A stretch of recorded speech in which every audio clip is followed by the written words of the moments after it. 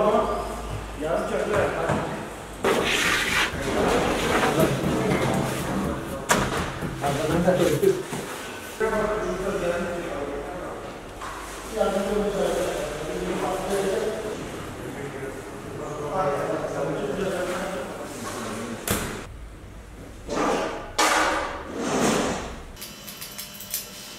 yapacak zarar soktu.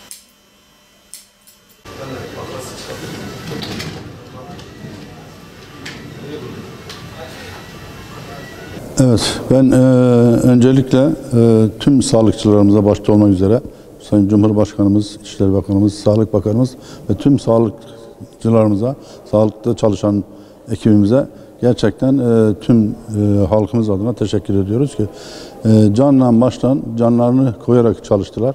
Onlara her şey üzerinde tutarak müteşekkiriz.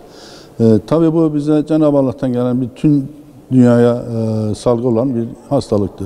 Neredeyse bir yıl dolduracağız. Tabii hiç kimse bunu istemez. Ne devletimiz, ne iktidarımız, ne muhalefetimiz. Ama tedbirler olmadığı müddetçe bizim bu sıkıntıya daha fazla düştüğümüzü gördük. Tedbirlerin tabii artırılması gerekiyordu. Başta Cumhurbaşkanımızın ve kabinenin almış olduğu kararlara, bakanlıklarımızın almış olduğu kararlara saygı duyduk. Ama bu anda ben şunu açıklamak istiyorum ki saygı duymayan, bunu çok lakaytça hareket edenlere biz kızıyoruz. Çünkü en çok bizi etkileyen onlar oldu.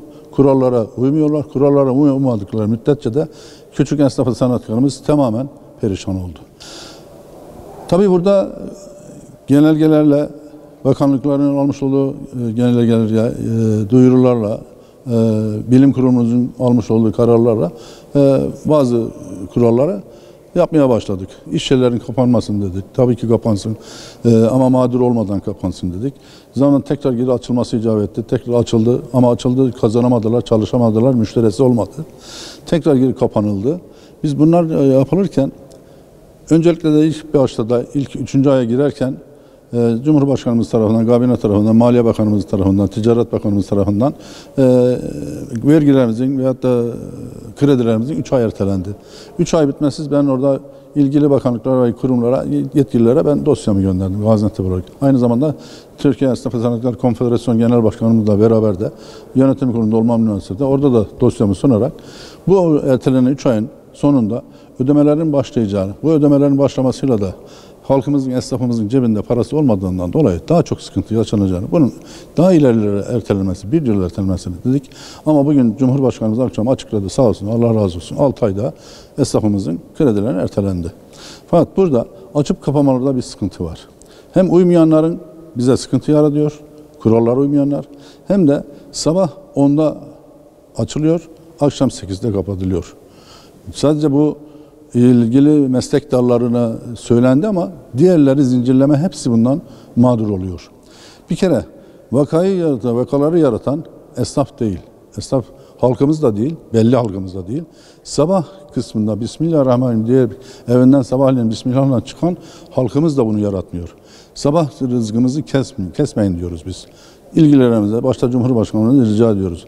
Sabah 10'daki açmayı kaldırsınlar. Çünkü vakalar, olaylar, sıkıntılar sabahleyin olmuyor.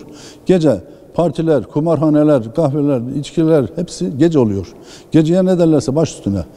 9'da ona çekerlerse biraz daha olur. O saatler şu anda esnafımız eğer rahatlatmak istiyorlarsa gerçekten yetkililere sesleniyorum.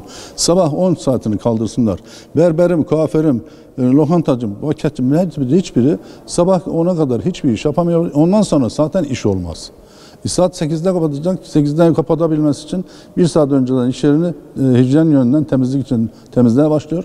7'de kapatmak zorunda kalıyor. Onun için biz gerçekten alınan kararlara uyuyoruz ama almayanlar için daha ciddi önlemler, daha ciddi tedbirler alınsın ve esnafımızla ilgili gerekli bağ kurulunu, bugün primini ödeyemeyenler, SSK'ını ödeyemeyenler, işte ertelemeler hepsini dile getirdik.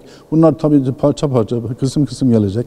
Belli ki kabineden, bakanlar kurulumuzdan, ilgili bakanlıklardan görüşerek bütçemizde, ülkemizde sarsmadan yapılması gereken şeyler var. İnşallah halkımızın ve esnafımız için daha güzel şeyler bekliyoruz. Yukarı merciye, Cumhurbaşkanımıza, bakanlarımıza gerekli tam bilgi verilmiyor. Yani oranın artık kimler müracaatlarımızı alıyorsa, mesela açıklamalar yapıldı. Esnaf sayısının hepsini, mesela Cumhurbaşkanımıza bilgi verildi. 1000 lira, 3 ay 1000 lira yardım yapacağız dedi. Orada esnafın hangi esnaf alacağını yanlış açıklamalar oldu. Bu esnaf arasında kaos yarattı. Bu sağlıklı bilgi verilmiyor yetkililere, Cumhurbaşkanımıza, bakanlarımıza sağlıklı bir bilgi verilmediğinden dolayı bazı yanlış açıklamalar oluyor. Orada da sıkıntı çekiyoruz. Tabii burada açan kapanan meselesi değil, bizde zincirlemedir. Bir düğün salonunun 43 esnafa sektesi var. Temizlikçisinden, evden eve taşımacısından, hamalından, taksicisinden, çerezcisinden, fotoğrafçısından, çiçekçisinden, mağazacısından, kunduracısından, hepsinden kimden sayarsan say. En az 43 tane esnaf bir düğün salonu olmazsa. Bugün açıklamalarda pandemiden dolayı mağdur olan esnaf ismi açıklanırken ve o kesimler açıklanırken bir düğün salonu mesela onun içinde yoktur. Bu bir eksikliktir. Düğün salonları şu anda gerçekten kahveciler, kafeciler, lokantacılar, berberler, kuaförler kadar onlar da perişanlar. Zincirleme olarak tamamımız, bütün esnaf sıkıntıya girmiştir. Ama bundan aşılacaktır. Bunlara artık dayanma gücümüz ne kadar dayanırız onu da Cenab-ı Allah'a bırakıyoruz ama devletimiz Allah razı olsun zaman zaman yetişiyor, derdimize yetişiyor, ertelemeleri yapıyor. Biz ilk başta da kurallara uyduk. Bundan sonra da kurallara uymaya hazırız. Çünkü biz ne diskoyuz, ne gazinoyuz, ne içkili bir meyhaneyiz. Biz sabah Bismillahirrahmanirrahim diyen, yani sabahleyin evden Bismillah'la çıkan esnaf ve sanatkarız. Biz ekmek paramızla uğraşırız. Başka şeylere bakmayız. Bizim ekmek paramızdan kimse oynamasın. Yani burada dediğim gibi yani sıkıntılar girdiğinde işte kurallara, gene söylüyorum, gerçekten de kurallara uymadığından biz sıkıntı çekiyoruz. Başka bir şey değil. Kurallara uymak lazım. Yani lokantacılar için bir talebiniz var mı? İşte aynısını söylüyorum. Biz kurallara uyuyoruz. Evet. Bakın yine inşallah bundan sonra serbest kaldığında gerek hijyen yönünden, gerek HES kodu yönünden, gerek mesafe yönünden, gerek açma kapama yönünden, yani müşteriyi alalım, müsaade edilsin. Biz her kurala uyarız. Hiçbir zaman biz kurala uymamış değiliz. Uymamazlık da yapmadık. Benim esnafım, esnaf sanatkarım, lokantacım, berberim, kuaförüm, düğün salonum hepsi kurallara uyan kişilerdir. Ama taksicim olsun herkes.